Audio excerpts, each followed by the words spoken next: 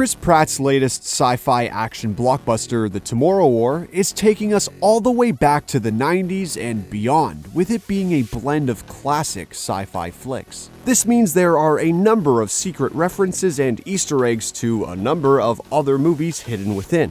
In this video, we're going to take a look at 25 things you may have missed from the movie, such as hidden references, secret reveals, deleted plot points, and behind-the-scenes secrets that may shock you. Let's take a look. But I think we should just blow right through that and spoil some major plot points. No. Of course, there will be many Tomorrow War spoilers in this video. You have been warned. As we mentioned, The Tomorrow War is a deep blend of a number of sci-fi movies, but one of the most obvious movies it is similar to is Will Smith's Independence Day, with both focusing on a great battle against an alien invasion. Both have ties to the 4th of July, with Tomorrow War releasing on the 4th of July weekend, and the protagonists of both being family men, with both actors getting their main starts in comedy series. The parallels between both movies wasn't lost on The Tomorrow War, and they even make a subtle reference to Independence Day in the movie. As the team flashes to the year 2051 on top of a Miami rooftop, Dorian quips, "Welcome to Miami," to which Charlie replies, "Just glad Will Smith isn't alive to see this." Not only is this a reference to Smith as a whole, but it is also in keeping with his fate in the Independence Day sequel, as his character dies in a training accident. Also, the "Welcome to Miami" line could also be a reference to Will Smith's song Miami from his album Big Willie Style. Another movie it has similarities to is the movie Alien and its subsequent follow-up film Prometheus. Not only are there some visual similarities between the white spikes and the xenomorphs, I know I'm being very liberal with some there, it is also theorized in both that the ravenous aliens are sent by a creature of more intelligent being to decimate and cleanse the population of a planet, making it fit to colonize. Of course, in Tomorrow War, the white spikes were sent much earlier on in Earth's history and were only released in the future due to global warming. There is another massive sci-fi movie that dealt with an alien ship crash landing in the frozen tundras, and that is John Carpenter's The Thing. The alien spacecraft in Tomorrow War landed around 1,000 years in the past, while The Thing landed over 100,000 years until it was disturbed by scientists. However, the crash in The Thing wasn't deliberate, unlike Tomorrow War. Of course, the idea of soldiers moving back in time to prevent human extinction isn't new in the sci-fi genre, and there is one movie well known for this that we will discuss later on. The notion of soldiers moving through a wormhole and into a future completely unknown to them is slightly reminiscent of Stargate, while the fact that these soldiers are seen as cannon fodder and completely dispensable feels a little like Starship Troopers, except, without the humor. We're gonna die! Don't you understand? We're all gonna die! One of the parallels I couldn't ignore came between Tomorrow War and Christopher Nolan's Interstellar. What drew many of the actors to the film, such as JK Simmons and Yvonne Strahovski, was the theme of family, because as Dom Toretto says, "But what's real is family." Chris Pratt's character Dan Forrester goes to the future to provide one for his daughter, even if that means leaving her and losing time in the present while global warming is hidden in subtext. Which, when said like that, sounds very similar to the plot of Interstellar. Of course, both even have the main characters meet an older, grown-up version of their daughter later on in the movie. You know what was missing though? A Tars-like robot. Come on, if you're gonna make an indulgent sci-fi flick, you gotta include some sort of autonomous robot. While director Chris McKay admits the likes of Alien, E.T., Blade Runner, and the Terminator as movies that he grew up on and was inspired by, there was one movie that was a surprise inspiration for Tomorrow War: It's a Wonderful Life. During development, McKay saw the movie as an opportunity to make a sci-fi version of the classic Christmas flick, with a vision of what the future looks like without you in it and getting a second chance of life. While, of course, as Dom would be happy to hear, family would play a big part in the running theme. In fact, the opening World Cup party in the movie is meant to be reminiscent of the final party in It's a Wonderful Life. For the scene where the white spikes are revealed for the first time, McKay used the techniques of a classic director to make the scene as frightening and suspenseful as possible. We are, of course, talking about the one and only Alfred Hitchcock. When discussing the movie with Newsweek, McKay said that he wanted to put the viewers into the scene and be as immersive as possible by placing us subjectively in Dan's POV. And to be fair, I think the scene worked really well. Hitchcock was the master of suspense, and he was able able to get that title because of how close he played moments to his chest. He knew that less was more, and you could see that sort of idea playing out in the stairwell scene where it takes a solid minute before the aliens truly show up. The other big movie we teased earlier that the Tomorrow War draws parallels with is, of course, the Terminator, with both traveling in time to help prevent an apocalyptic future. A direct reference to the Terminator series is given when Dan says the line, "I will be back," which was actually the version of the famous "I'll be back" that Arnie wanted to say in the original Terminator movie. But this was nixed by James Cameron, who told Arnie to leave the script writing to him. As you probably know, the connections run even deeper than that, seeing as Arnold Schwarzenegger is Chris Pratt's father-in-law. And according to Pratt, they even had plans to watch the movie as a family over the 4th of July weekend. Aw, how cute would it be to have a family with a net worth of over hundreds of millions of dollars? Speaking of Arnie though, if there is one thing he is known for, it's being insanely jacked. And although actors like Chris Pratt aren't exactly shy on the muscle front in this movie, they don't hold a candle to Arnie in his heyday. However, one actor who put the cast to shame was JK Simmons, who got back into incredible shape for the movie, getting his arms to a massive size. Pratt and his fellow co-stars were obsessed with Simmons' shape, with Pratt saying that the J in JK Simmons stands for jacked. While on set, Katherine Schwarzenegger even complimented Simmons on his insane arms, and seeing as her dad is Arnie, he understandably took that as a massive compliment. In fact, the role of Pratt's macho father in the movie feels like it was perfect for Simmons, who has played a number of questionable role models and father figures throughout his career. If I ever find one of these lying around again, I swear to f***ing God, I will stop being so polite. So it's probably no surprise to learn that when they were developing the character, Simmons was McKay's first and only choice. When working on the character, McKay's mind went straight away to the viral pictures of Simmons in 2016 with his big beard and even bigger muscles, and approached Simmons right away asking if he'd be interested in getting in that sort of shape again. Simmons took on the challenge, and you have to say he nailed it. While Simmons was no stranger to the gym in the lead up to the movie, Stravosky was, and she found herself wishing she had prepared a little more for the movie as she wasn't quite in the shape she thought she was. Although she was happy to get to do some really cool stunts once again.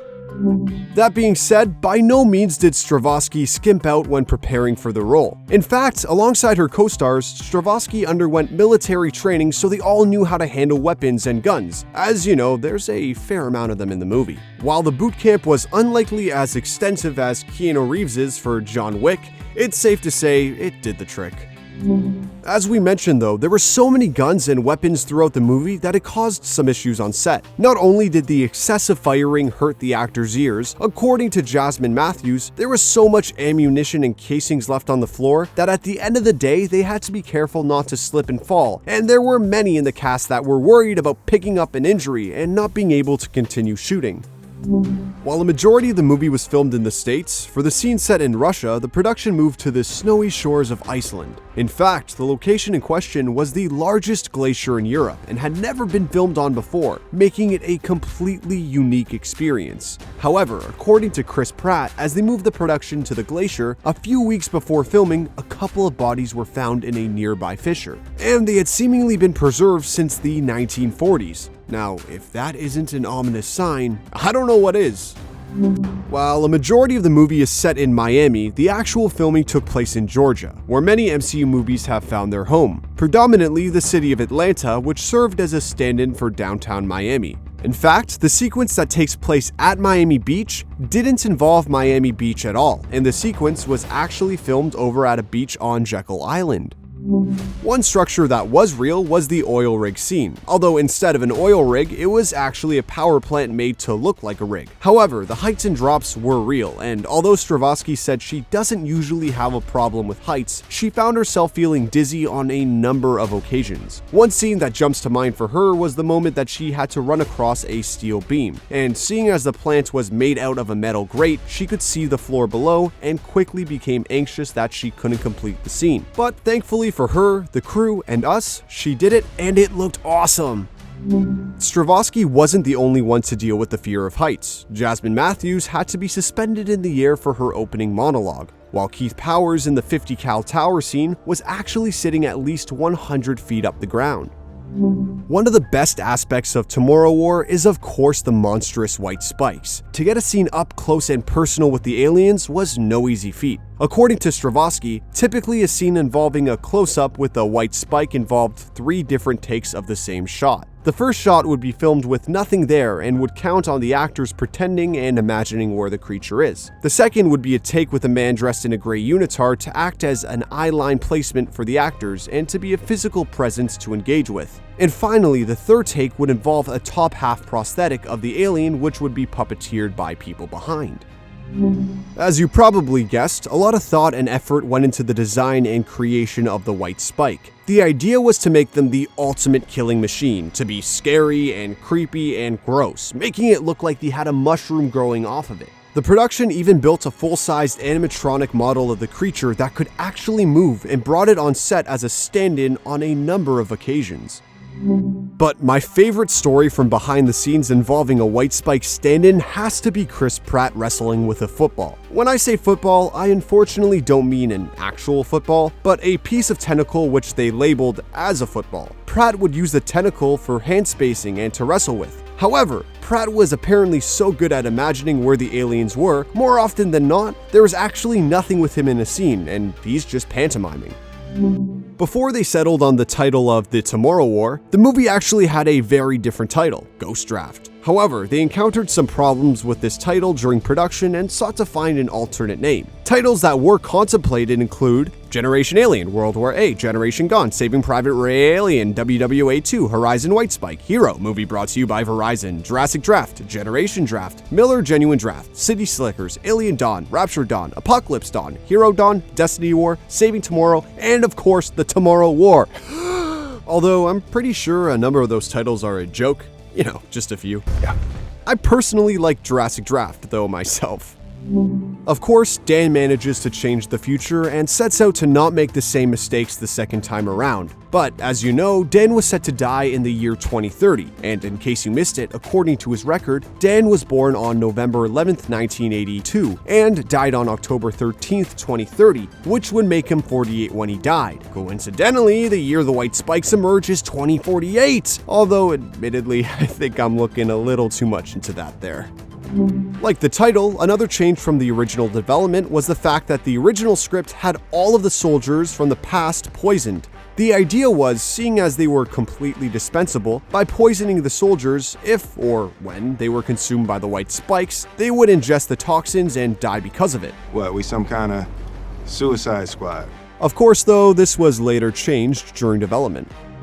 Chris Pratt may be the lead in this movie, something which is not new to him, of course, but there was a role that was new for him, executive producer. If anyone comes up to you and says they're a Hollywood producer, it means there's a good chance they do nothing. Pratt was seemingly delighted to be executive producer on the movie and enjoyed having a say in development, although he was disappointed that he wasn't given a link to the movie so he could screen it early with his family.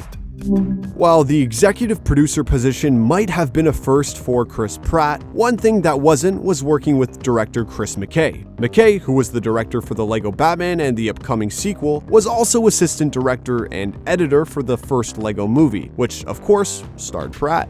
Now let's go over some quick goofs before we close out this video. First on this list is admittedly a pedantic goof, but still. The start of the movie begins with Dan Forrester watching the 2022 FIFA World Cup Finals, which will be taking place in Qatar on Sunday 18th December of 2022, in the winter, which of course differs from its usual summertime period. Although given that kickoff for the final is set for 6 p.m. local time, and the US is 8 hours behind that, on the East Coast at least, there is no way he'd be watching it at night live. Also, Brazil in the finals? Nah, England will win it. It's coming home! Anyway, another goof comes in the lab scene where Dan and Muri discuss saving the world. If you look closely enough, you will notice that it isn't Chris Pratt's face at all, and is instead all CGI. It's not as bad as the whole Henry Cavill mustache fiasco, but we still gotta wonder why. Also, one other quick one. While Dan and Muri drive away on the Humvee, the ammo belt on the gun is noticeably empty. yet Muri keeps firing away nevertheless. Alright, listen up. I could suspend my disbelief enough to believe that there is an alien race just waiting to entirely wipe us out, and I could even believe that time travel could exist, and I could even push my brain to accept the fact that there is a world where Chris Pratt is a high school science teacher. But the second you try to tell me that this gun doesn't have ammo in it, what is this madness? And finally, while the movie was released on Amazon Prime, the film was intended to be shown on the big screen like a typical summer blockbuster, hence its apparently $200 million